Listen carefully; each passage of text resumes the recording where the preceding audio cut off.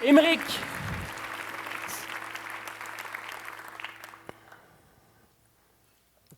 Salut, Émeric. Bonjour. Comment vas-tu? Bien, toi? Top niveau. Nickel. Ton sourire est bon. C'est un peu le stress qu'il donne. Je t'assure que c'est la meilleure des façons de combattre le stress, c'est d'afficher un sourire comme tu le fais. Respire un petit coup. Est-ce qu'on peut aller aussi à la rencontre de ton histoire? Oui. Parce que de parler avec vous, les persévérances, c'est de parler d'histoires qui ont été difficiles, mais qui, par votre persévérance, vous ont permis de faire votre bout de chemin. Oui, en plein ça. Pour toi, au secondaire, ça a été pas mal tough. Oui.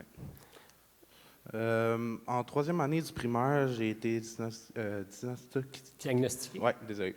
Je ne sois pas désolé, j'aurais même pas dû te corriger. Continue. J'ai été dysorthographique, oh my God. Désolé. Non, c'est normal.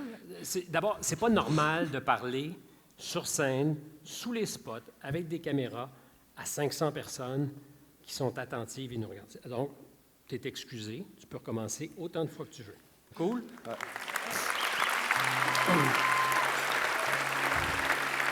Donc, très tôt au primaire, diagnostiqué pour de la dyslexie, entre autres. Oui. Puis ça a été vraiment dur pour moi. Puis j'ai aussi su qu'à l'âge de 10 ans à peu près, que mon père a eu un accident de travail. Il travaillait en construction, puis il y a un mur de béton qui a tombé sa tête, puis qui a été paralysé des épaules jusqu'aux pieds. Donc, du côté de ma famille, nous, on ne pouvait pas s'en occuper. On a dû le placer en centre de personnes âgées pour s'en occuper parce que personne ne le pouvait. Dans un CHSLD? Oui, en plein ça. Ça a été vraiment dur pour moi ces années-là.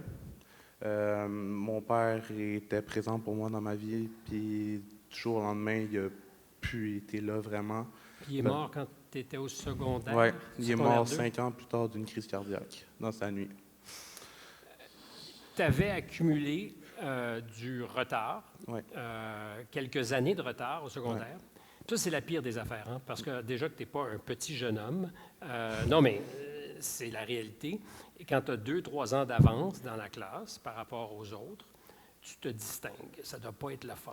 Ouais. Je suis arrivé en secondaire 3, j'avais 17 ans. Et tout le monde avait à peu près 14-15 ans dans ces années-là.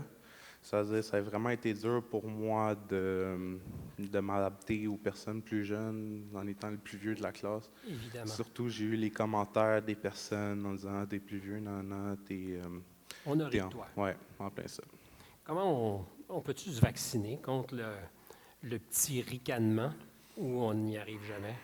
Je vais te le dire, rendu en secondaire 5, quand j'ai eu mes 19 ans, puis j'étais encore secondaire 5 au secondaire l'année passée. C'est comme genre le monde disait « Ah, il est encore au secondaire, il a 19 ans. » Je vais te le dire, ça me faisait plus grand-chose parce que... J'imagine que toi, tu t'es dit « Ah, j'ai fini mon secondaire. » Oui, en plein ça.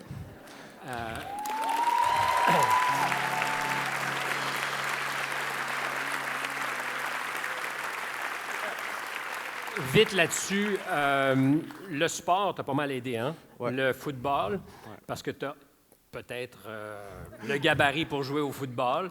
Est-ce que je me trompe ou même le cégep est venu te voir en disant « Hey, on a peut-être un plan d'avenir pour toi. » Oui. En secondaire 4, vu que j'étais déjà majeur à 18 ans, puis le cégep du Vieux-Montréal sont venus me voir à la fin de la saison, puis ils m'ont proposé de sauter mon secondaire 5 pour pouvoir aller au cégep l'année prochaine pour pouvoir jouer pour cette équipe-là. Donc, j'ai essayé de faire les démarches de tout faire pour pouvoir aller au cégep, mais vu de ma dyslexie, ça a été dur, puis j'ai pas réussi à avoir tous les préalables pour pouvoir entrer au cégep en condition.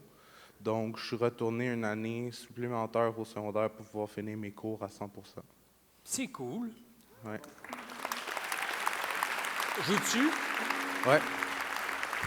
Tu joues dans l'équipe de foot? Ouais. En ce moment, je joue pour l'équipe spartiale du Vieux-Montréal. On a une très belle saison, puis j'espère que ça va continuer comme ça. Ben, je suis certain que ça va continuer comme ça. Bravo, merci.